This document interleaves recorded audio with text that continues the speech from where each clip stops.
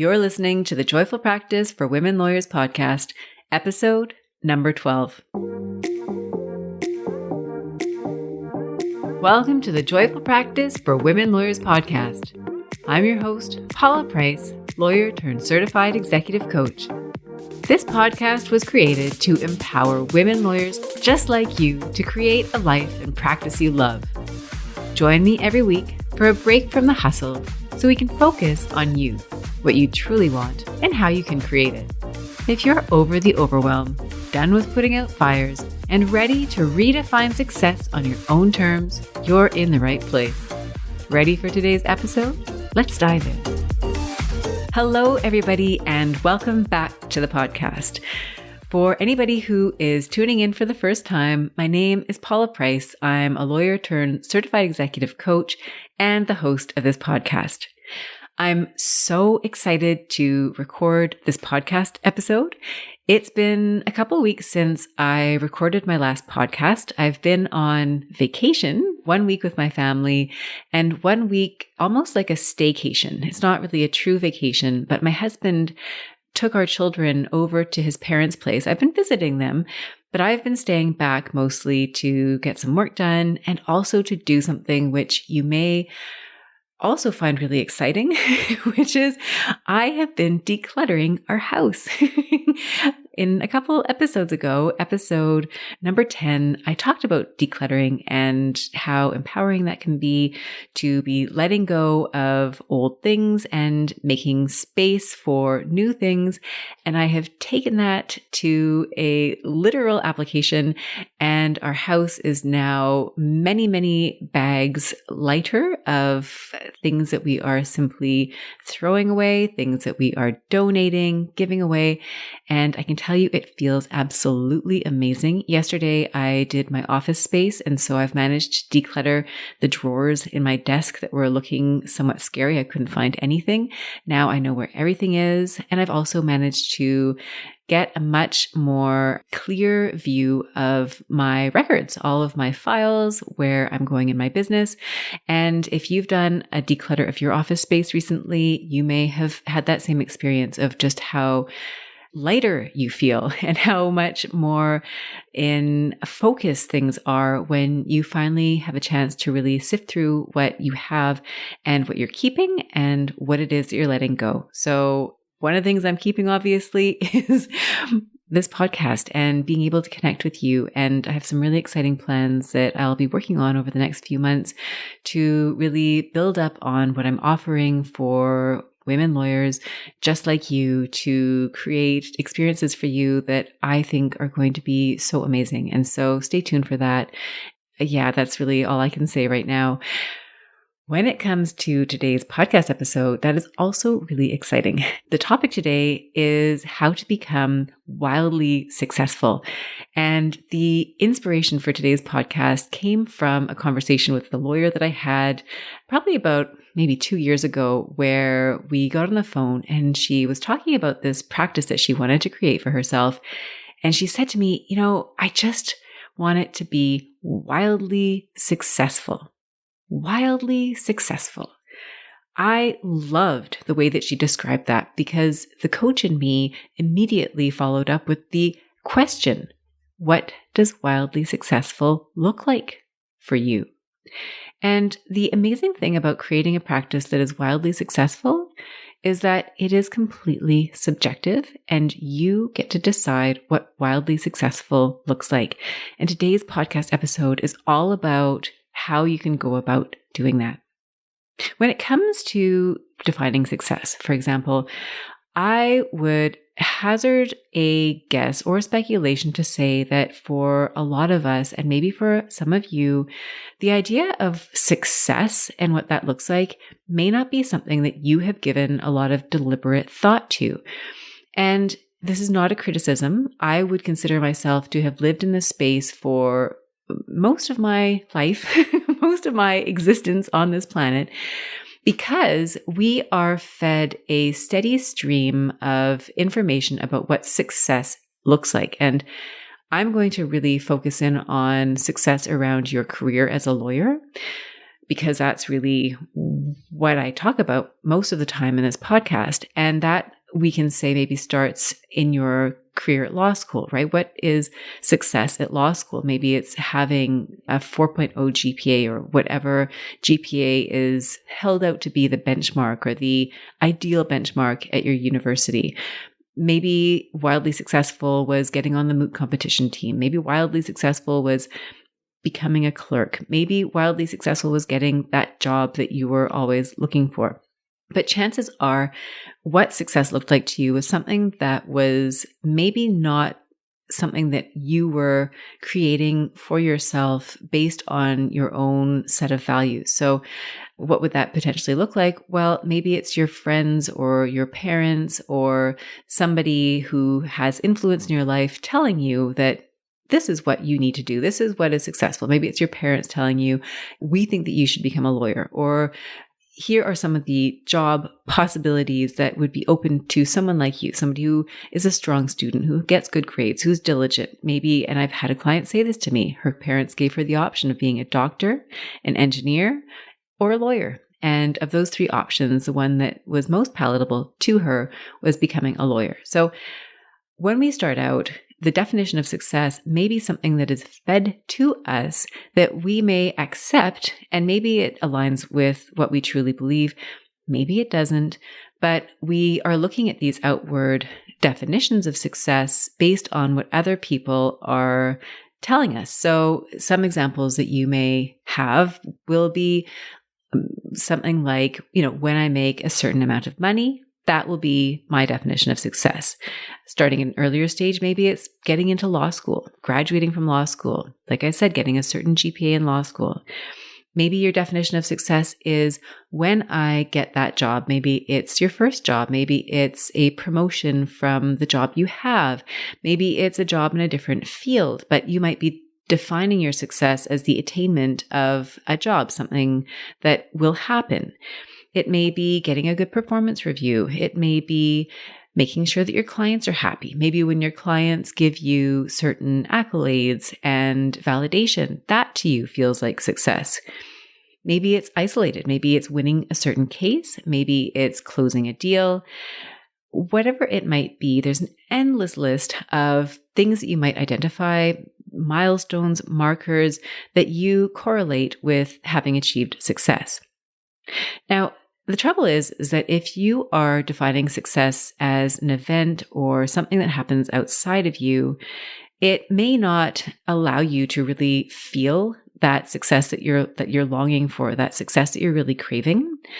First of all, there is no end to the number of milestones that you can achieve on your pathway to success. And if you listened to episode number 3, where I talk about creating a joyful practice, I make a reference to Shawn Achor. And Shawn Achor is a scholar and a speaker. He works at Harvard. He was the first person that I learned from on the area of success and happiness and the correlation between the two.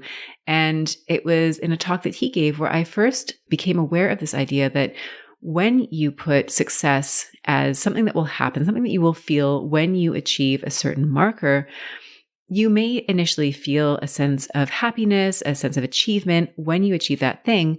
However, it's not permanent. And there's always going to be another marker. There's going to be another milestone. And so if you're attaching your sense of success to the occurrence of that one thing, you're always going to be chasing success. You're always going to be chasing happiness. And so defining your success based on those external markers will unlikely give you that sense of fulfillment that you're really longing for. Another reason why having success as something outside of yourself not being the most effective way to set yourself up for it is that you become hooked on external validation. And I know that for me, this was something that really was motivating. When I was younger, I wanted my parents to be proud of me. I wanted to get into law school. I wanted to become a lawyer. Once I got wrapped up in the law school experience, then I wanted to do what my friends were doing. I wanted to get a job at a large firm. I wanted to do the type of work that other students were doing.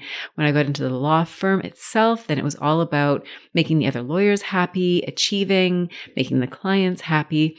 My focus on what was successful was very much defined by these external circumstances that were really outside of me.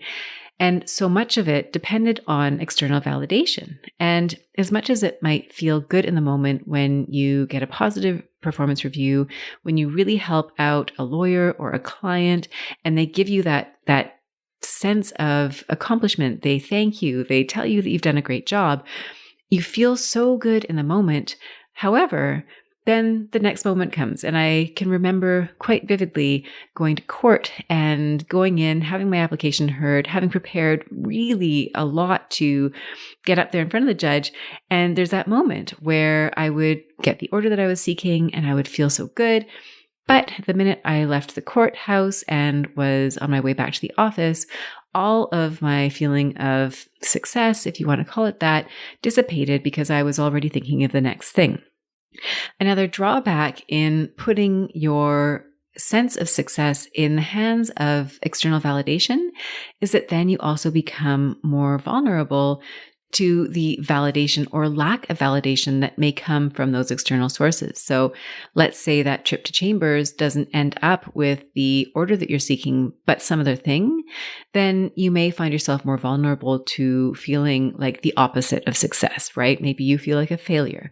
Or if you do something and you work really hard and you're really trying to please somebody and they don't give you that sense of validation, then you may find yourself really disappointed. And I think I've also found myself in that situation. And as I'm recording this podcast, I'm sort of thinking out loud about situations where I've worked for individuals who by their nature would never really, their sense of validation or their giving of validation or feedback was varied, very much varied. And so one day you might be given a lot of praise and you may feel really validated for the work that you're doing.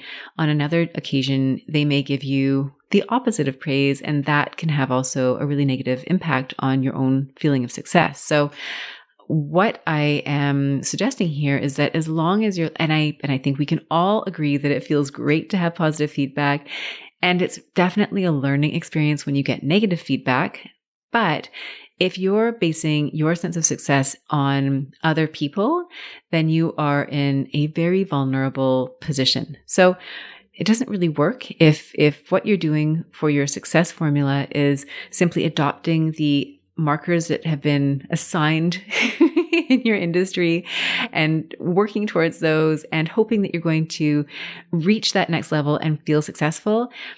I think it's a really tough way to achieve success because the goalposts are always moving and you have very little control if you're looking to others to validate you. So what then is the formula for finding success? And what does it mean to create a practice for yourself where you are wildly successful? And what I would offer to you is for you to create your own definition of success. And to do that, you need to ask yourself what you would consider to be wildly successful. And you may be surprised to learn what that means to you. So I'm going to talk about ways that you can define wildly successful, some of the questions that you might want to ask yourself. And I'm going to talk about my own definition of wildly successful and what clients of mine have also considered to be success in their practice. And as I go through the discussion, what I would really invite you to think about is your own practice, what success looks like to you, and how your definition of success might evolve over the course of your practice. Because I can assure you that what I consider to be successful 15 years ago is quite different from what I consider to be successful today. And for you, you may also experience that your definition of success evolves over time. So I recently worked with a client who was not at all happy in her position. She was working as a lawyer in a law firm, and she was looking to do something quite different. She was really describing a lack of resonance with the work that she was doing. And what she described that she was doing was quite different from what she wanted to do. And, you might think about your own practice, right? If you have a desire to become a partner at the law firm that you're working at, what is it about being a partner that would be successful to you? You might really break it down. Is it the financial component of it? Is it the leadership component of it? Is it having more contact with clients? Really get down into the nitty-gritty details, because that's really going to help you define what success looks like to you. If you were to create your own practice, what does wildly successful look like to you? Again, what I'm really inviting you to do is to focus less on what other people, their success formula might look like, and really look inside your own mind to decide what it is that would be successful to you.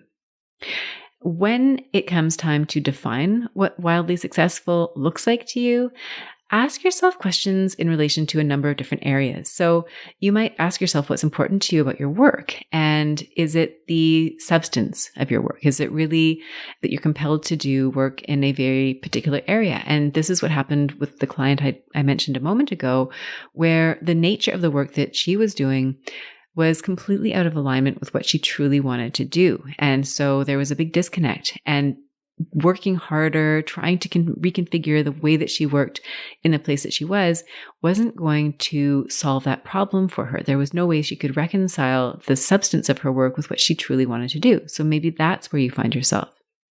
Maybe it's relationships. Maybe to you, being wildly successful means having relationships within your organization, whether it's a law firm, whether it's your own firm, whether it's some other organization that does legal work. Maybe that's really important to you. It's the mentorship, it's collegiality, and you don't have that.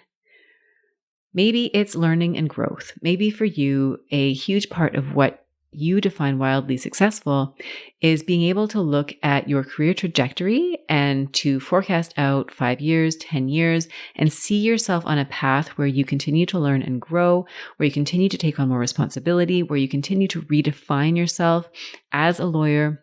And so if that is lacking in your current position, you can't see your way forward, then that may mean that you're not wildly successful where you are right now. It may be the amount of impact that you're making. So wildly successful to you might mean that you are making an impact in a very specific way with your clients at your firm, in your organization. I've had clients who felt so strongly about the work that they did. A conversation is coming to mind right now about a lawyer who was helping with policy creation. And for her, she was designing workplace policies, and it meant so much to her that she was able to play a part in creating workplaces that were creating and fostering safety for a number of individuals in the province that I live in. So you might think about, what is the impact that you're making through your work? And is that impact in alignment with what you truly want? It may be lifestyle. You may define wildly successful as a job where you are not only able to perform at the level that you want professionally, but you've also reserved time so that you can pursue things that are important to you outside of the office. It may be that you have family that you are wanting to spend time with. It may be that you have friends. It may be that you have your own hobbies, your health, other commitments. And that may mean that wildly successful to you means that you're looking at your practice in relation to, does it allow you to do the other things, the non-practice things that you want to do in your life? And finally, it may be, how are you seeing yourself in relation to the work that you do? And are you modeling for others something that is important to you? And I know this is something that was not initially anything that was on my radar when I was younger. Not that I wanted to not be a role model, but it wasn't on my list of criteria. Now I find, as a parent, I feel a sense of responsibility to create for myself a career where I can really model for my children something that is meaningful and significant to me. And in part, that might be the work that I do. It also might be the way in which I carry out the work. Not to say that I could not or was not doing this as a lawyer, but modeling now has become so much more important to me. And so you may look at the work that you're doing and say, am I conducting myself in a way that I serve as a role model for other lawyers. Maybe it's a role model for your children, maybe it's your friends, but are you really proud of the way that you are doing your work? So these are a list of characteristics or themes that you might think about as you go and create your own definition of success. And if you do that, I would encourage you to take out a sheet of paper or open a blank document on your computer and really just brainstorm ideas. What does wildly successful look like to you? And come up with all of the ideas that speak to you, because that really is your way of creating your own path to success. I mentioned that for myself, my definition of success has evolved over time, and that yours very much likely will evolve as well. And I also mentioned that I was going to share a little bit about my own experience in creating my definition of success. So when I was a lawyer just starting out, what I looked for was quite different, I think. Well, in some ways different, and in some ways the same as what my criteria are now. When I was looking for my first real associate position, I was really concerned about the people that I was working with. To me, more than any other factor, whether it was litigation or whether it was commercial work, what I was most interested in is, am I going to be surrounding myself by a group of people that I get along with? Another consideration for me was, how busy is the firm? I'd had an experience where I'd worked in an environment where there wasn't a lot of work, and I found that very uncomfortable. It happened to be just that the economy was slow. Some of you may have experienced that in the COVID pandemic, that there was a period where work really became scarce. And to me, working in an environment where there was a lot of competition among lawyers for work projects didn't sit well with me. So I was really interested in going into a practice that was flourishing, where I'd be working with individuals that I really liked. And there was an opportunity to learn, looking for an opportunity where I could learn more. That was really important to me, where I could be exposed to a broad practice and really get experience. Those were things that initially were really important. And what I was less concerned about as a junior lawyer was balance. I really hands down preferred to be in an environment where I had less what we might call work-life balance. I was more than happy to put in the hours and to do the 7-day weeks and the late nights and the early mornings, because I was learning, because I was growing. All that was really important to me as a very junior lawyer starting out. The caliber of lawyer that I was working with, I wanted to be surrounded by lawyers that I could learn from, who could teach me things. And so that was really what I was focused on in my early years of practice. Now, as time went on, and this was not something that I necessarily did with the same intentionality that I would bring to the exercise now. Now that I'm a coach and I spend so much more time evaluating success, evaluating goals, figuring out how to motivate, figuring out what is motivating, getting aligned with values so that you're creating in alignment with values. There's a whole bunch of considerations that I'm now aware of that I wasn't aware of when I was practicing as a lawyer.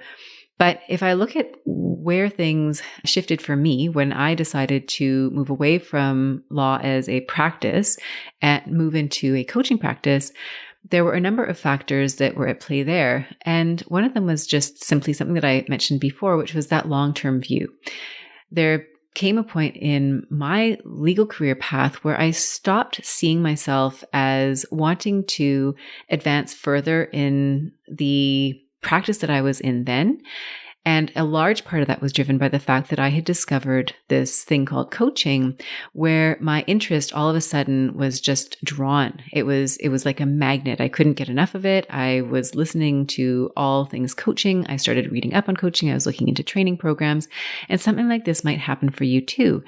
Maybe it's something that is outside of law. Maybe you become really obsessed, frankly, because I would describe myself as obsessed in something outside of your current practice.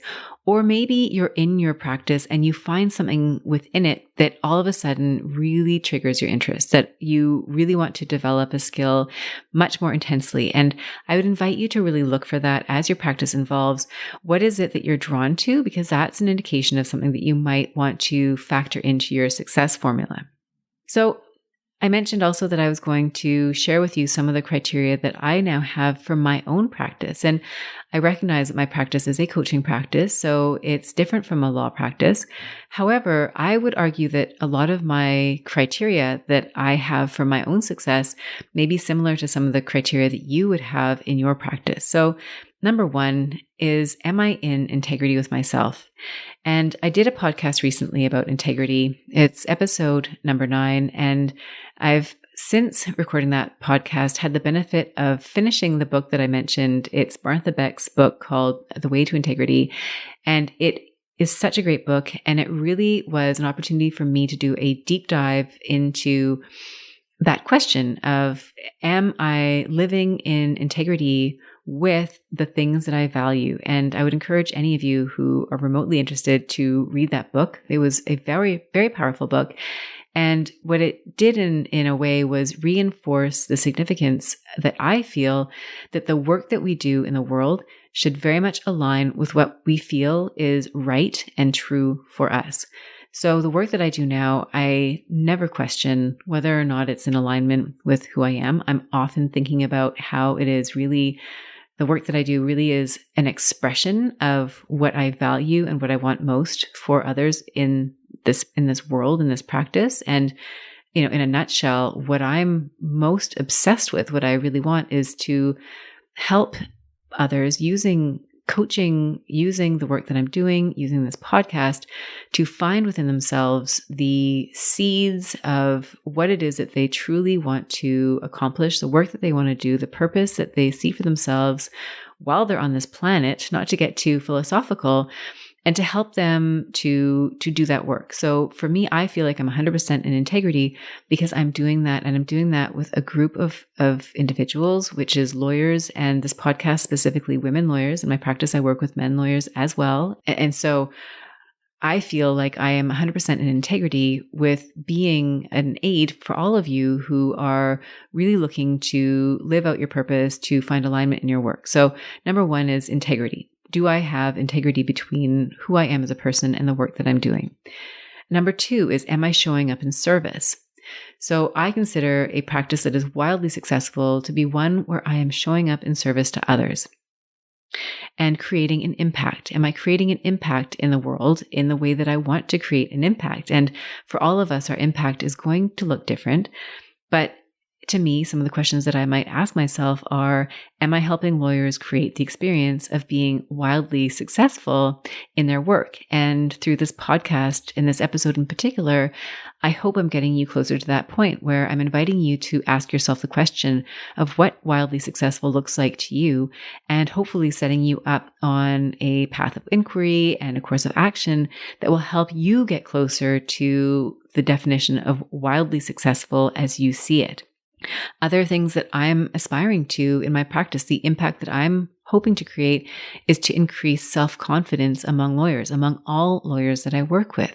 Here, I find, again, maybe tracing back to the conversation about success being defined by external markers, is that in that process, I feel like, I know I felt this way for myself, and a number of the lawyers that I have worked with have felt the same way, where the definition of success having been defined by some other entity, if you're not reaching that success, that you may start to doubt yourself because of that. And I've seen that among lawyers who have talked about how law school even was the beginning for them of losing their sense of self-confidence because they weren't necessarily measuring up, and I put that in quotation marks, according to the standards that were popular within their law school. Or lawyers who maybe decide that they don't want to practice, or they want to practice in a reduced capacity and feeling like that is not okay because that's not what is celebrated within the legal community or the community that they happen to be in.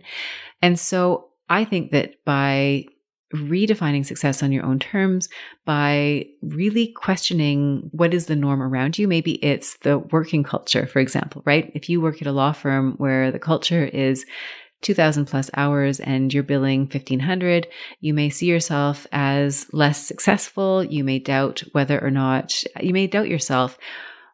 These are ways that the external validation mechanisms in place, if you're comparing yourself to those things, that you may be feeling self-doubt. And part of the work that I do with lawyers is I want to bring that locus of control back to each of you so that you are measuring yourself by your own standards and building confidence based on what's important to you, not chipping away at your own confidence because you're not living up to somebody else's definition of success, which may not even align with your own. So when it goes back to impact, and when I'm assessing, am I creating the impact that I want to create in this world?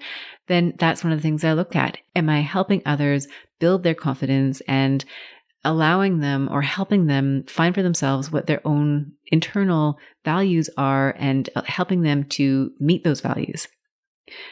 Another question that I might be asking myself is, have I set big goals for myself, and am I pushing myself every day to work toward my goals in my practice? And I would say, as a coach, 100%. As a lawyer, yes, I absolutely push myself. But I would say that most of the time when I was pushing myself to meet other people's expectations and to satisfy the client and to take on challenges, because those were the challenges that were presented to me. And it's not to say that I wasn't aligned with those challenges, but part of this comes with the distinction of being an employee, which I was, versus a self-propelled entity, which is how I would define myself now.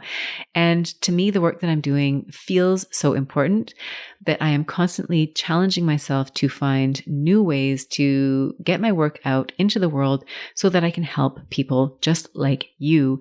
And to do that, I have to really force myself out of my comfort zone. And I'm doing it with this podcast. There's an episode I recorded about fear, and it was all about the fear of pushing myself into creating this podcast for you. I think it's episode number 5. And I'm constantly trying to reach new levels. I'm taking on projects that I never would have dreamed of taking when I was practicing as a lawyer. And the reason that I'm doing it is because I really want to grow my practice. I want to create more impact.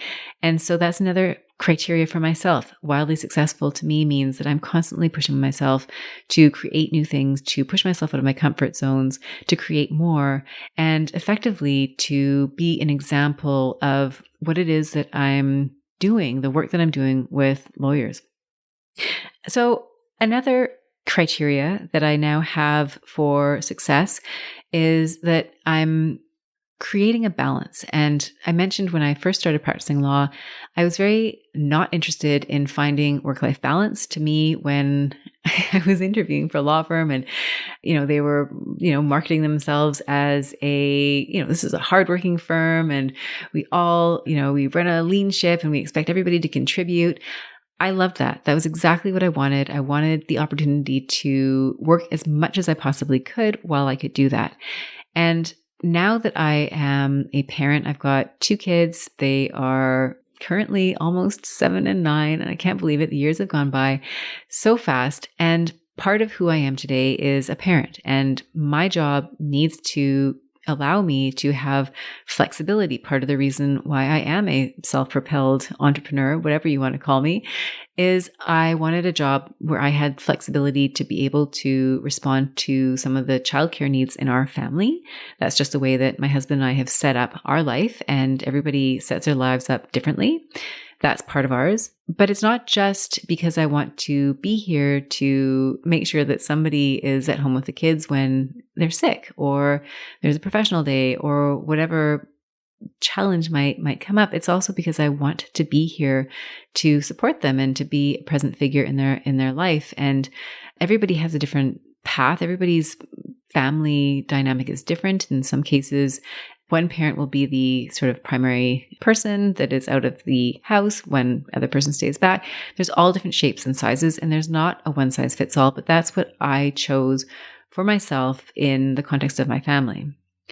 Another element of that too is not just the physical presence, but also the mental presence. And what was interesting when I practiced as a lawyer, I found that I had a lot more mental chatter that was taking me away from my family. And that was largely based on the setup that I had and my ability or inability to set boundaries. And so I would find that it was quite easy for me to be even on a weekend out with my family. I remember once picking stuff up at Walmart and having this email land in my phone and just seeing that. And it basically took me away. I was no longer in the car driving back from Walmart with my family. I was now a million miles away analyzing a situation that had come up at the office. So for me, that was something that I wanted to create. And I think between me being better able to establish and create boundaries for myself and enforce those boundaries, and also by shifting the nature of the work that I'm doing and the relationships that I have, I mean, it's a much different practice that I have now. I was able to create more mental space to be present with my family. So that to me is part of my definition of wildly successful. And it doesn't mean that it's going to be part of your definition, that it should be or that it need be, but that is something that I now evaluate. Is this working with my family dynamic?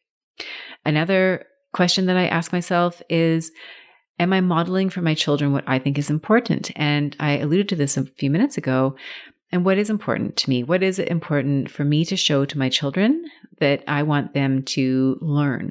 And number one is never giving up. So as a self-propelled entity, what I'm doing here and the work that I'm doing is novel to me. It's creating a practice based on nothing having existed before. And I talk to them about that. And the most fascinating thing is how they pick up on that. Doing work that is meaningful to me. So being able to share with them what I'm doing and feeling like when I'm, taking them to childcare or I'm not spending time with them, that I feel like the work that I'm doing matters to me and that I'm choosing to do this because it's really important. And one thing that I wanted to mention here that's really fun, especially because I work as a coach and I'm always giving pep talks. And every once in a while, my daughter will give me, actually my son will do this too. They will give me pep talks. One example that comes to mind is when I was driving them home one day and there were fireworks going on and there was a bunch of traffic all over the place and it was tricky to navigate our way back home. And at one point I was turning onto a street and there were a lot of pedestrians there. I didn't want to run anybody over. So it took me a while to make this turn. And the guy in the car behind us yelled something really rude to me. I can't remember what it was, but it contains some language that I don't really want to repeat on this podcast. And my children were sitting in the back seat and all of a sudden they started cheering me on. And they're like, "Go, Mom. No, you're not a bad driver." Because that's part of what he was saying about me. And it was this really amazing moment where all of a sudden my children were supporting me much in the same way that I support them. And I have other examples where I've been talking about a webinar that I was putting on or something that was happening in my practice where it was a challenge. And I was telling my kids about this and my daughter would turn around and she's done this on multiple occasions and she gives me these crazy pep talks. They are so inspiring. They're better than mine.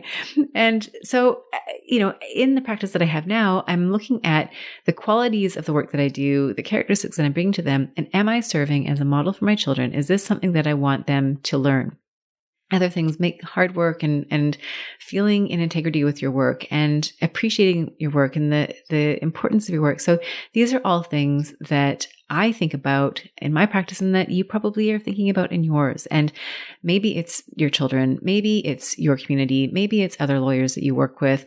There's so many ways in which you can model and role model for others. And maybe that's something that is part of your definition of what constitutes success. I have a few more items on my list, and so I'm going to go through those. So questions that I might ask myself as well for a wildly successful practice is, am I continuing to build my expertise through training and through practice? So again, I am doing that. I'm always trying to upgrade and learn more about the work that I'm doing, the coaching work that I'm doing, the neuroscience behind it, the brain health science behind it.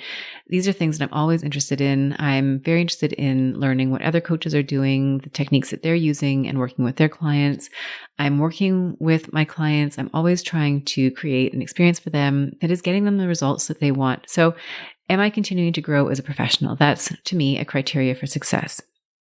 Another is, am I meeting my financial goals and am I on target for my growth? And so that's something that I evaluate. And I imagine it's something that you're evaluating too. It's looking at the compensation that you are earning through your work and deciding if that's what you want. Is that in alignment with the goals that you have for yourself? And are you on your way toward creating the type of growth that you want? And I can tell you right here that for some people, that is really important, that the bottom line matters and what they're really after is dollar figures. And there's nothing wrong with that, nor is that the only way to measure your success, because I have other lawyers who are maybe interested in a job that may pay less, but that offers a different type of opportunity to them that allows them to have some other measure of success, whether it's growth in a certain area, learning in a certain area, maybe it's more balance in a certain area.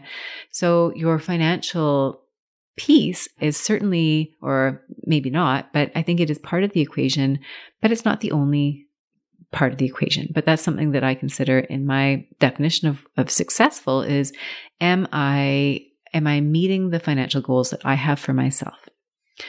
Another area is more about the people than it is about the work itself. And I mentioned when I was first starting out, it was really important to me to find a group of lawyers to practice with that I wanted to practice with.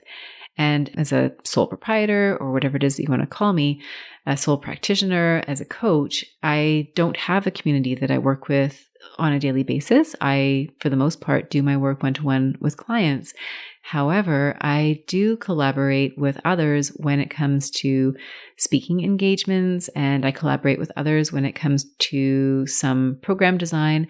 And I have mentors and colleagues who I love talking shop with. And I'll just give you an example. One individual, her name is Bina Stock. She is a lawyer turned counselor. She works in Vancouver like me.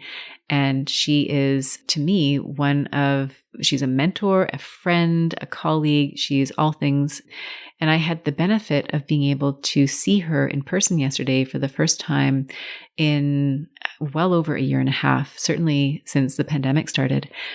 We went for a walk in the woods. I got to meet her new puppy, Jack, who is absolutely adorable and obviously very much loved by his owners, I should say.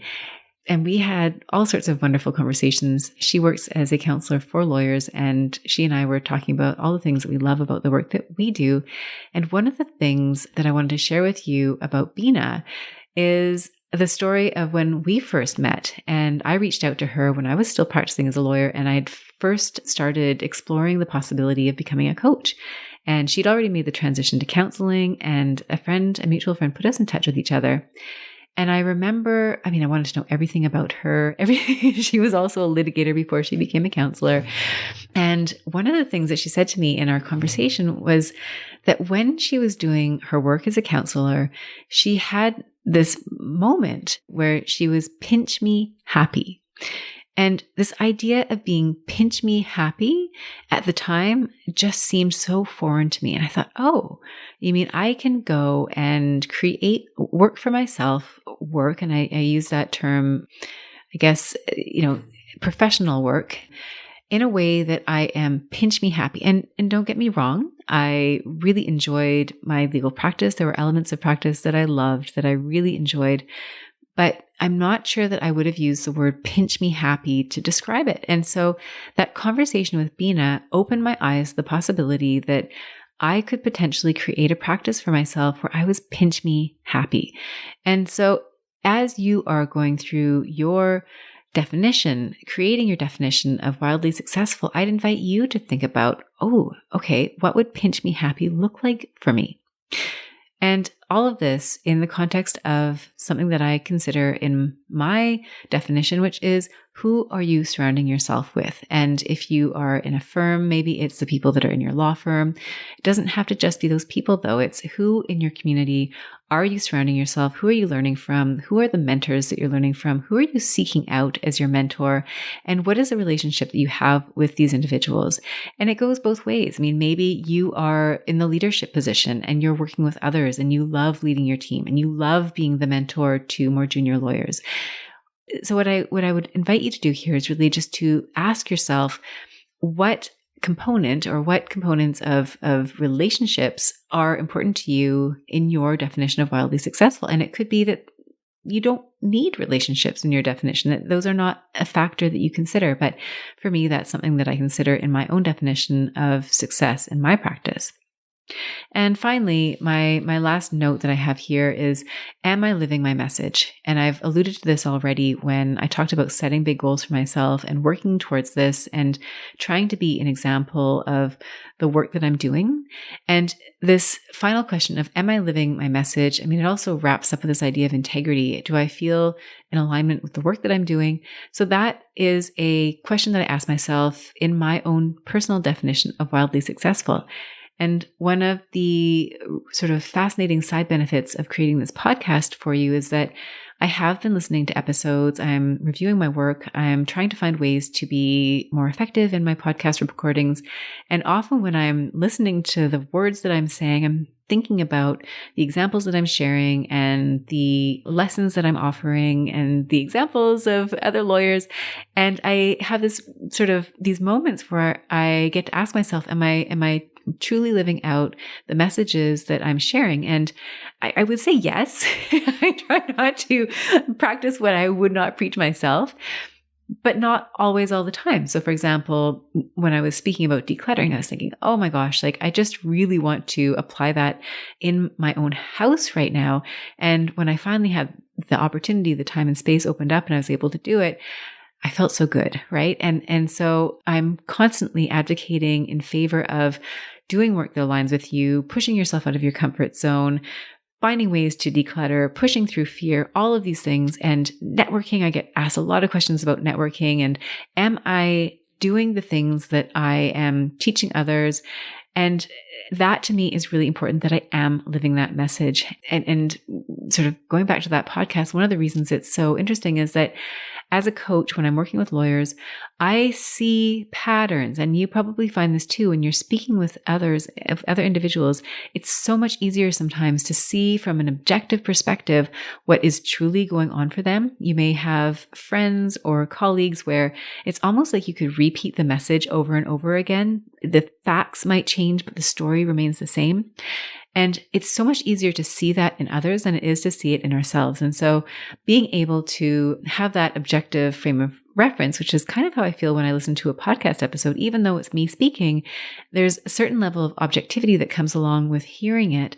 And it really allows me to then ask myself, okay, am I practicing what I'm preaching here? Am I really living that message? And that to me is a sign of success, that yes, I believe in the work that I'm doing. I am a patron of the work that I am doing. And it really helps me to feel confident in how it can help others, because I see the difference that it's making in my own life. So those are some of my own criteria of success. And so I just looked at the time and I'm really taking my time. One of my goals is to record shorter podcasts, but I guess today I'm not going to be reaching that goal. Sorry, hopefully in the future I will. I wanted to share some examples of clients and how they have defined success. So I will do that because some of this might be relevant and applicable to your practice. So one client that I have is a family lawyer. And one of the criteria for her success is that she's practicing family law in a way that is focused on collaborative resolution as opposed to litigation as a resolution. And so for her, there's that to her is a criteria of her practice being successful. Another client that I worked with was working on creating a freelance practice for herself, which allowed for autonomy. So being able to be selective in terms of the work that she was doing, how much work she was doing, the variety of the work that she was doing, that allowed her to have mobility. So she wanted a practice where she didn't have to be in one physical location to do her work. She wanted balance. She wanted time to be able to pursue outside interests, to have time to spend with her partner.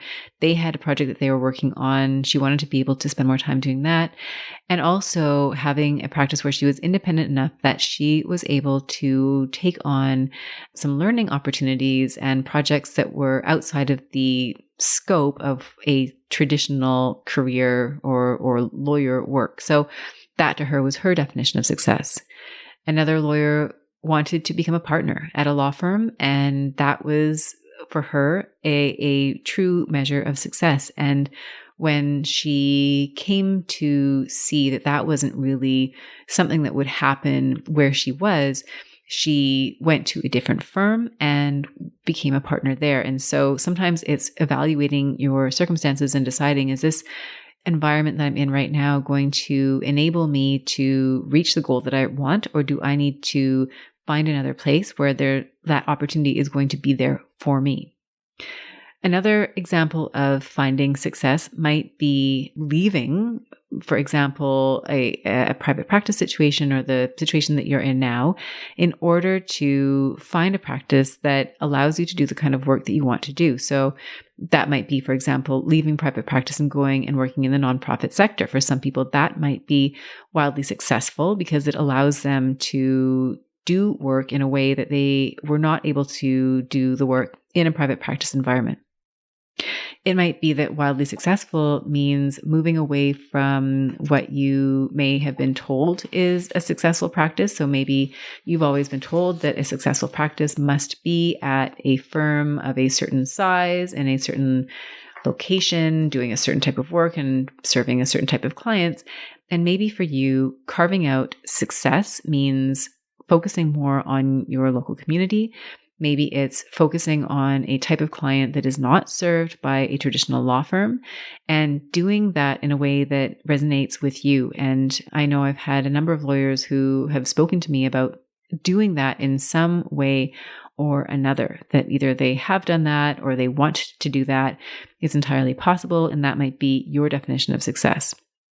Another example of wildly successful might be, for example, where you take over a practice and you want to grow that practice, but you also want to be very mindful of relationships within that practice. And so keeping the vibe or the dynamic that exists among staff members and making sure that that is all consistent while establishing yourself as a leader in that environment and taking on that leadership role with confidence, learning how to manage your relationships with clients, how to manage conflict that might arise, who you want to show up as a leader. So that might be your definition of success, is showing up as a strong leader and leading in a way that is in alignment with what matters most to you. Success might mean overcoming self-doubt that you have about yourself when it comes to your personal relationships and body image. And I've had clients who have come to me to work on those attributes because what they have found is, well, number one, nobody really wants, well, I don't know anybody who really wants to experience that, to experience the self-doubt, to have that harsh view of one's own body and to be able to liberate themselves from that from a personal perspective, but also to feel more confident in their professional environment. So that might be success for you. It may also be learning how to manage conflict in a workplace so that you can thrive in your environment. And I've worked with lawyers who've had challenges in that regard in terms of their interpersonal relationships, and that has held them back from attaining more advancement, for example, in their environment. So being able to manage that may be part of your or other lawyers' definition of what success looks like. So whatever it is that wildly successful looks like to you, you get to define it. I've given you a number of ideas here in terms of things that may or may not resonate with you. But again, going back to my suggestion earlier, is I would encourage you to take out a sheet of paper, open a Word document, and just really be expansive and brainstorm about all the different criteria that would help you feel like you're achieving success.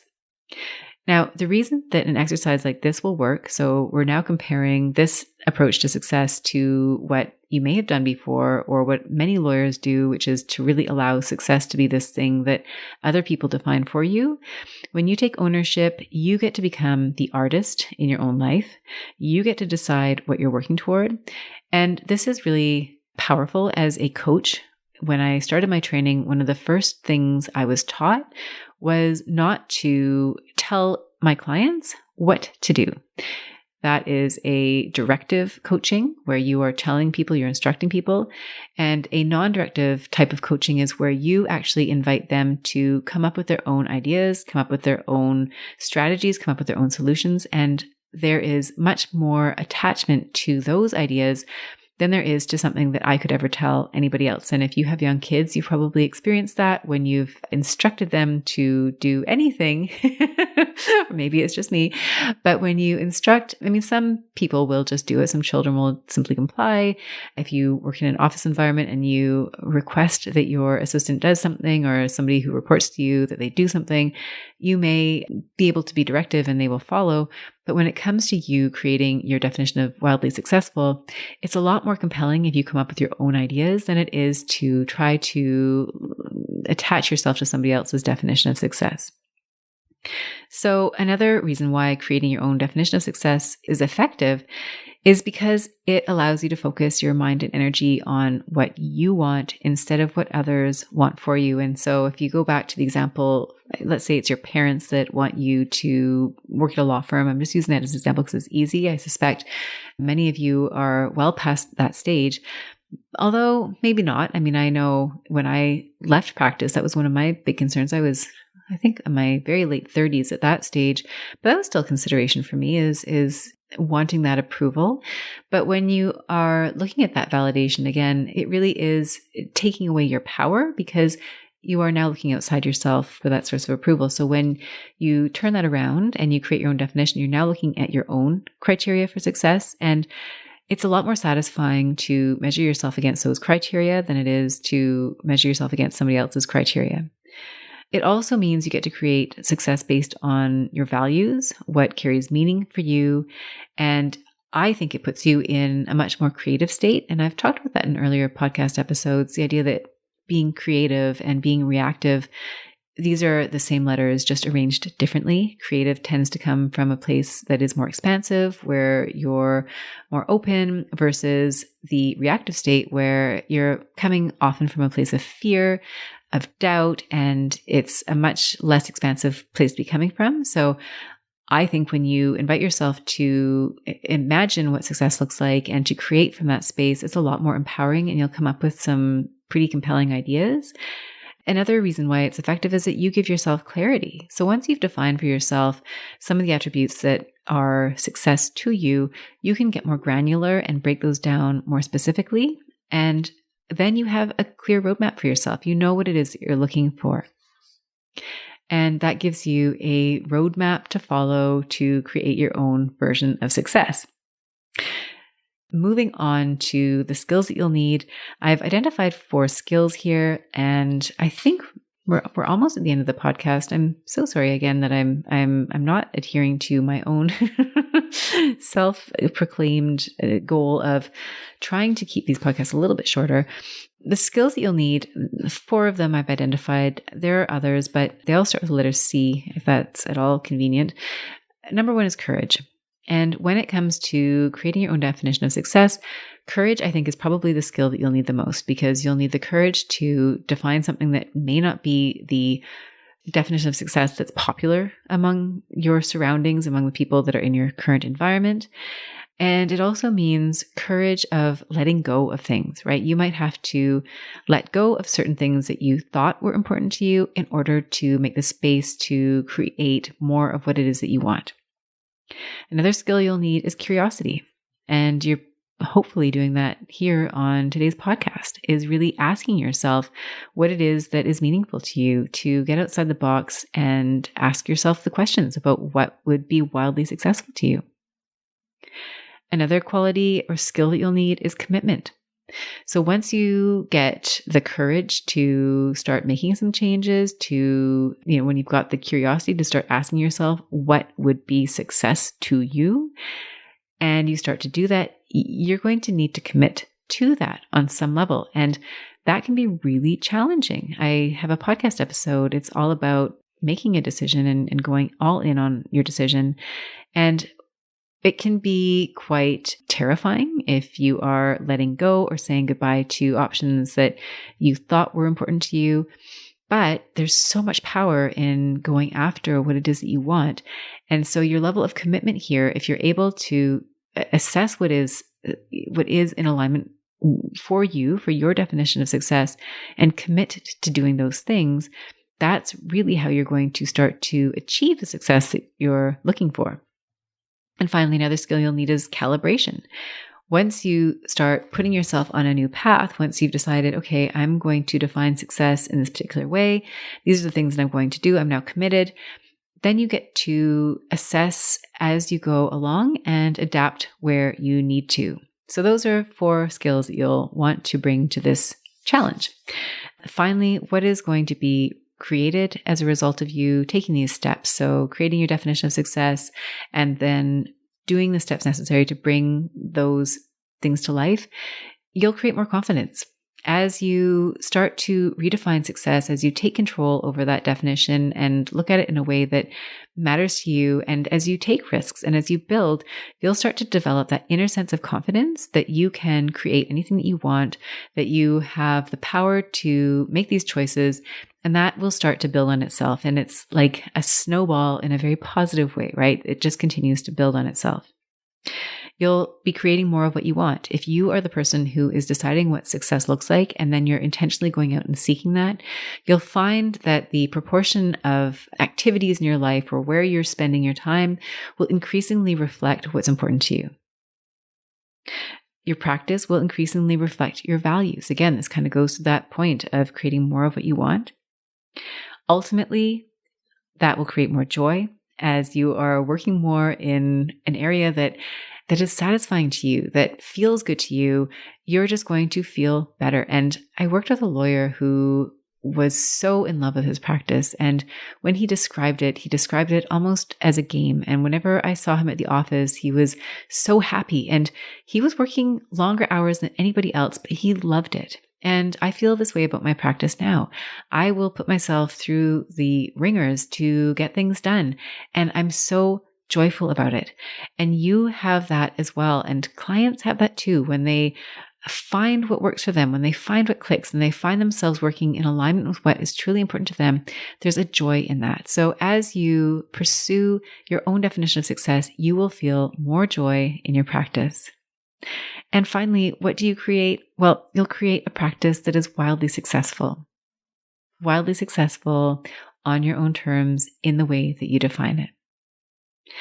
Thank you so much, my friends, for joining me today. That's what I have on offer, is creating your own definition of success and becoming wildly successful. And I'm so delighted that you are here sharing this with me today. And I hope that each of you comes away with some ideas about things that you want to build more of in your practice. I've mentioned before, and throughout this podcast actually, that I work with lawyers one-on-one doing coaching. And if that's something that interests you, I would encourage you to reach out to me. My contact information is on the joyfulpractice.com website.